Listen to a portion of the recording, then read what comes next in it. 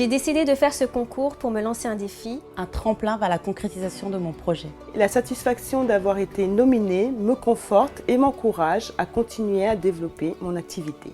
L'aventure Révélateur de talent m'a permis de recevoir de précieux conseils durant les premiers mois de vie de mon entreprise. Si je me suis inscrit au concours Révélateur de talent, c'est parce que monter une entreprise, ce n'est pas seulement écrire une bonne idée sur un bout de papier. C'est une aventure humaine où il y a beaucoup à faire et il faut être bien entouré, surtout quand on est jeune.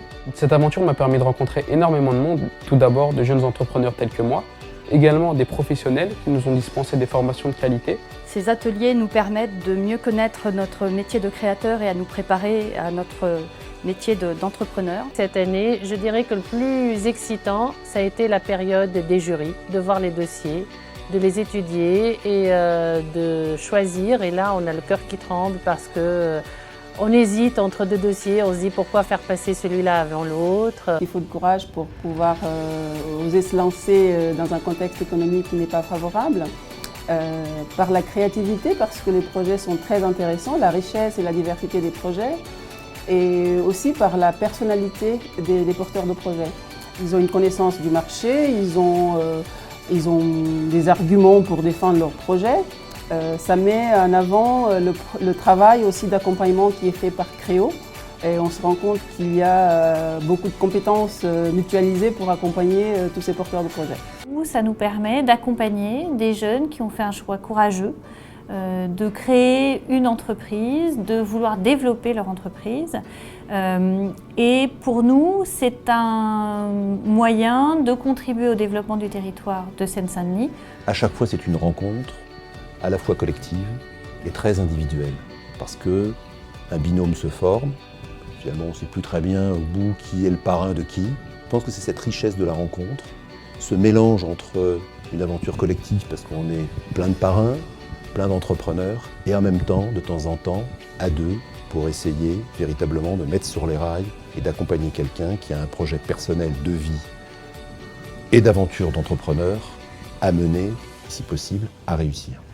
Ce qui était super en fait, c'était plutôt cette rencontre où les filleuls vendaient leur projet et voulaient voir comment ils allaient capter l'attention des parrains.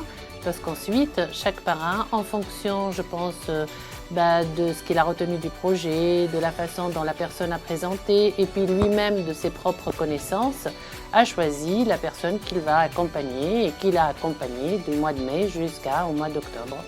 Mais on n'a même pas fini, que moi j'ai déjà des candidats qui se sont portés candidats pour l'année prochaine. Parce qu'ils ont entendu parler de Créo en interne, parce qu'on a quand même communiqué.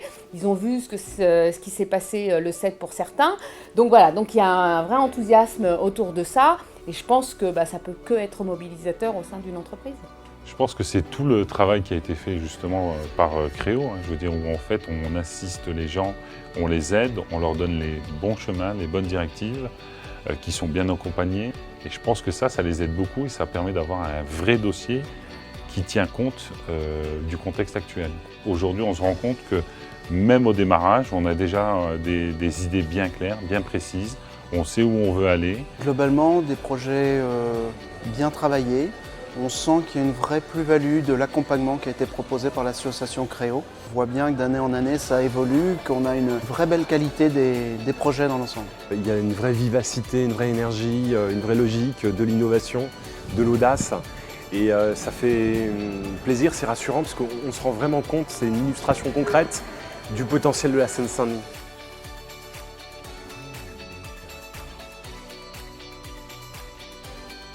C'était vraiment une soirée très agréable à animer, à présenter.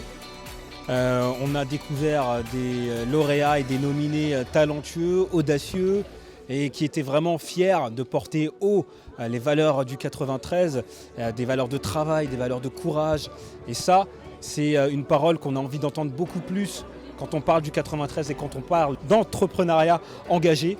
Et pour ma part, c'était la première fois que j'animais cette soirée avec Momar, cette soirée du concours. Avec encore une fois des projets qui changent de notre lot au quotidien, des jeunes qui ont la motivation, le 93 mis en avant, ça fait toujours plaisir, avec aussi le réseau d'entrepreneurs engagés.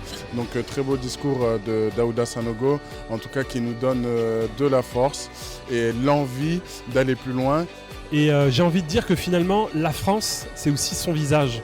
Un visage en fait de gens qui créent des richesses, une France plurielle, une France qui est capable à un moment donné d'innover, qui manifeste l'effort et qui est récompensée par l'effort. Donc voilà, c'est la France qu'on aime, c'est la France dont il faut beaucoup plus parler aujourd'hui et qu'on ne voit pas assez malheureusement. Quand un jeune créateur a dit que dans la vie, on ne réussissait jamais tout seul et qu'on ça se fait toujours en équipe et on a toujours besoin des autres. Et ça, c'est vrai que c'est une vraie réalité. J'encourage vraiment les gens à persévérer.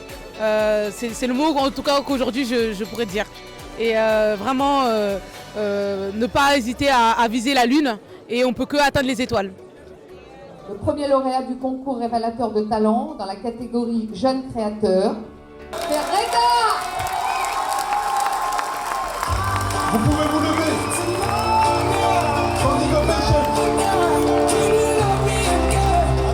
Le premier prix, premier lauréat de la 5e édition du concours révélateur de talent est Muriel Boyer,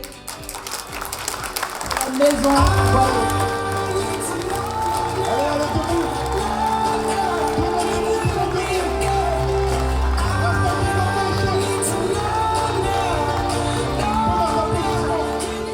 Il y a une chose que je trouverais formidable, c'est que Créo ne se limite pas à la Seine-Saint-Denis qu'on aime beaucoup et qu'elle s'ouvre à d'autres départements de l'Île-de-France et pourquoi pas au-delà. J'incite Créo à faire des petits créos et aux autres entreprises de les accompagner. Voilà.